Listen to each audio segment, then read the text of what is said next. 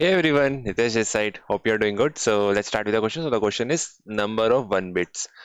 Okay, so what is given to us? We have given a number, so we have to write a function that takes an unsigned integer and we have to return the number of 1 bits in it. Okay, so you can see we are given a number and we need to return how many numbers of 1.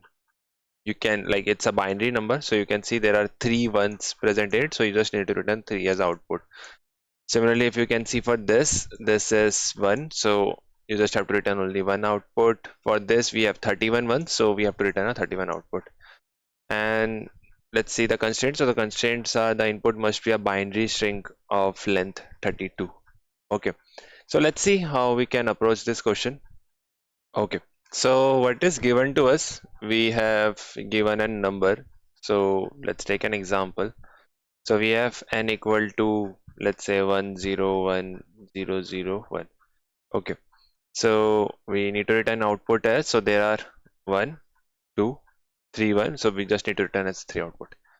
Okay, so we can solve this question with various way. So let's see. So let's go with the naive approach. What I was thinking is, like, this integer is given to us. So we have this, okay, 01001. What we can do is we can basically loop over this string. Okay, loop over this means every time we will take the last number and we will remove it, and then final number will become this. Basically we will right shift the number. Okay, right shift the number, or you can also do divide the number. They both are same. So if I give you an example, so let's say 6. Okay, so 6 is your, if I just represent into binary 421, it's 101. And if I divide this number, okay, so if I divide it by 2, this will become 3. Okay, and if I just right shift this number, and if I right shift the number, it will become, so this will go and I will get 10. Oh, 1 second, 1 second. This will be 1 1 and this is 0. So if I right shift this number by right shift by 1, this will become 1 1. Okay, and it is 2 1 4. So this is now become 3. So they both are same. Either you can do division or either you can do right shift. So every time when we can check if the number is 1, we just do basically increment it by 1. Okay, so how can we check the number? So it's just like we will do, we can easily check the number by every time we will do AND with the number. So we will do just like this. So every time if this will give us 1, okay, so that means this is, you can say, a correct, because all are 0 here, and this will do AND, so this will give us 1 and all are 0. Okay, if this is giving 1, we will increment our counter, uh, and after this we just shift the number, so this will now become this 10100. Okay, again we do AND with this, so 00001, and we will just do the AND, so this will be 0 only, because AND is like, if I just represent the table also, so 0011 and 0101. So for the AND, if both are 0, it will be 0. If any one of them is also 0, then also it's 0. If both are 1, then it's only 1. Okay, so all will be 0. So there will be no increment in count. Similarly, I will just shift the number and I can finally get my count as 3. Okay, so it's pretty simple, straightforward. So let's write the code for this. So what we need, we take a result variable. Okay, and we just do while n is greater than 0. We just check if n and 1 equal to 1, increment result. Why start with 0? Okay, with 1. And after that we just need to shift our number and right shift, write this like, okay, finally we just return the result. So let's run it. Okay, what's the mistake? Oh, there should be a bracket. Now let's run it. So this is accepted. Let's submit it.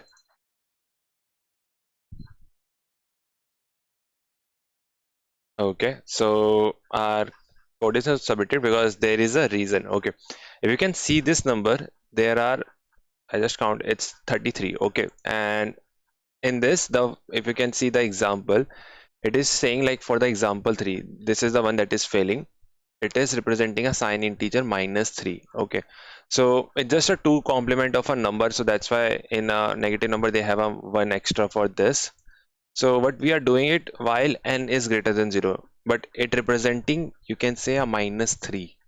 Okay, so if we just do while -3 is greater than 0, it always returns 0 because this condition is always false, and just it will not go in, like it will not go inside this while loop. So what we will do, while n is not equal to 0, then it will work. Okay, let's submit it. Okay, so by this our code is submitted, but there is one more optimized. Like if you calculate the time complexity for this is, let me just give you with an example. So what we are doing it, we have this number. Okay, so we have 101001, and what we are doing it, every time we are removing one number and we are solving for this. After this we do for this, and we are doing for the remaining. So, and we are only 32-bit of integer that is given to us, so at max we will do order of 32 iteration. Okay, and if you can see, it's a constant, so this is a constant time complexity and also a constant space also.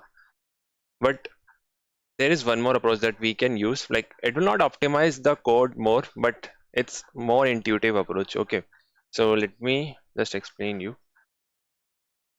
So we have this question example 10, let's say this. Okay, this is given to us. Now what we are doing it, we are starting from here.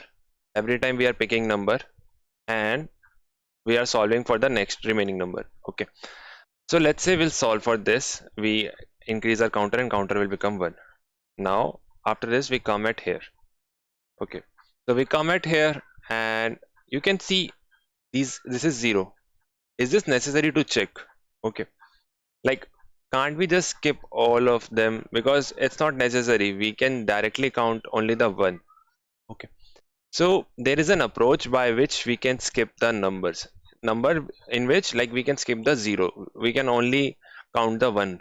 So that is your, you just need to update your n, like currently you are updating your n by right shift of 1, but you can do it like this. Okay, now you may ask like how it will work, so let's see. So what we will do, let me just draw it again. Okay, okay, so what we have to do, every time we have to make our n equal to n and n minus 1. Okay, so what will be the n minus 1 for this? It will be 1.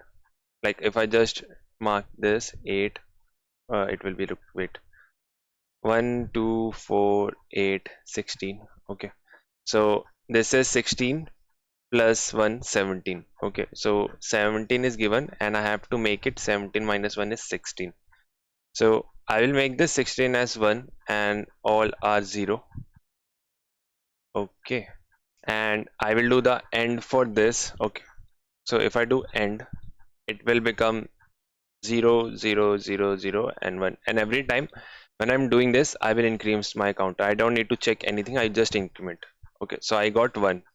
Now after this is 16. Okay, and now I need to update my 16 end to 15. Okay, so 15 is 8 plus 4 12 plus 2, it will be 15. 1 1 1 1, and this is 0. So you can see, like, first we eliminate this one, now they all are 0 and we are eliminating this one now. Okay, so if I just do it like this will become 0 0 0 0 0, and this will be also 0, and you can see our number becomes 0. We don't need to solve further, and we will increment our counter, so counter will become 2.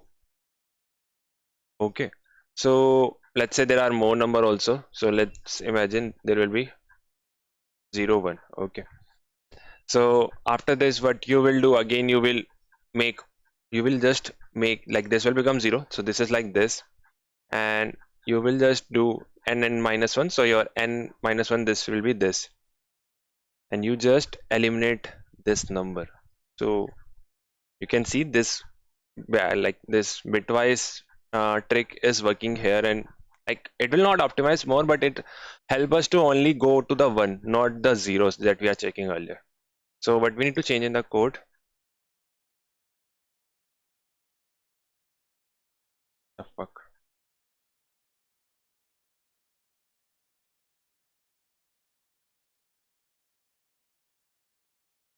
Okay. Oh shit. I thought recording is stopped. So what we need to do, we just need to change this. Okay. So we will do n equal to n and n minus 1, and after that I'll just update my result only. I do not need to check any condition. So let's run it. So this is accepted. Let's submit it. Cool. So you can see there is no difference in the time complexity, but it's a better approach that we can go through with it. So yeah, hope you like it. Thank you for watching, and do join the Telegram group if you haven't out any concern. Thank you.